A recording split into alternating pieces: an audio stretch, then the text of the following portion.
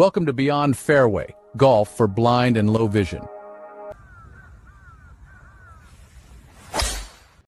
Hello and welcome to Beyond Fairway, where we help you to take your golf game to the next level. Before we dive in, please subscribe to the channel Story Garden, where Beyond Fairway is part of an exciting playlist to master your golf game. If you like this video, please don't forget to share, like, and comment. In our pursuit to learn about different golf clubs, so far we learned about driver, then we went into the details of irons. For example, we looked at long range irons, mid range irons. Now we are going to go into the details of short range clubs. Short range clubs are the ones that you use when you are close to the green and you need precision rather than power to use them. These clubs help you to control your ball flight, landing, and spin, allowing you to get the ball exactly where you wanted it to be. There are four main short range clubs that we will discuss in this video. Number one, pitching wedge, also known as PW, is used for controlled approach shots. Number two, gap wedge. As name suggests, gap wedge is used when your pitching wedge might take the ball too far than you wanted, and your sand wedge is not going to be enough to take the ball where you want it to be. Number three, sand wedge. Best club for bunker shots and soft lies. Number four, lob wedge. When you want to take the ball height and land softly. Let us now break down all four of them in detail so that you will know exactly when to use each of the clubs that we are going to discuss. First club, pitching wedge or PW.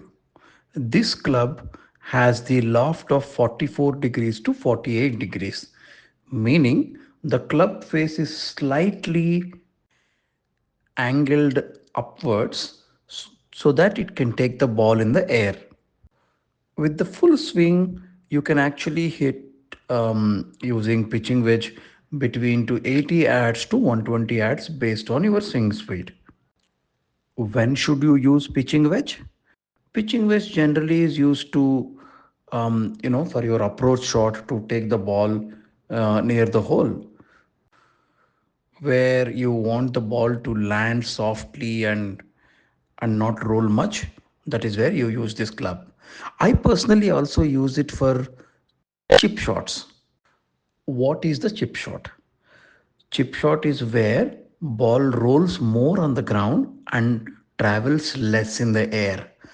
That means when you approach, when you are really close by the green and you just want the ball to roll on the green and stop nearby the hole so that you can putt it, that shot is called chip shot. Chip shot meaning the ball travels more in the ground, more on the ground and less in the air. Do you want to know more about chip shots and pitching and all that? Please let me know in the comment section. I will make a separate video for that. The second club in our list of clubs that we are discussing today is gap wedge. Gap wedge has a slightly higher loft than the pitching wedge. So it has between 50 to 54 degrees angle. Therefore, this club can take the ball much more in the air and less on the ground. Using gap wedge with a full swing, one can hit the ball between 80 to 110 yards. However, in general, all the short range clubs are used with the shorter grip and with the not the full swing, the half swing, so that we can actually control the ball much better. So when do you use the gap wedge? The gap wedge is also used when you really want the ball not to roll after landing so much and just go in the air and land softly. That is where you use gap wedge. Obviously, your pitching wedge is too much. For example, pitching wedge will take ball further far and you don't want that much, and your sand wedge is not going to cover the distance that you want, that is when you use gap wedge. The third club that we are discussing today is Sand Wedge. Very, very important club to play bunker shots. What is a bunker shot? When ball goes to the sand strap and when you are taking the ball out of the sand strap into the green is called bunker shot. Sand wedge has a much higher loft. It has the angle of 54 to 58 degrees so that in the sand it can go under the ball and lift the ball up. The sole of the Sand Wedge club is slightly wider, so it helps to not to get stuck in the sand when we are, swinging and trying to lift the ball up in the air. Using Sand Wedge with the full swing, one can take the ball between the 60 to 90 yards. But like any other short range club, the power of this club actually lies in the controlled shot.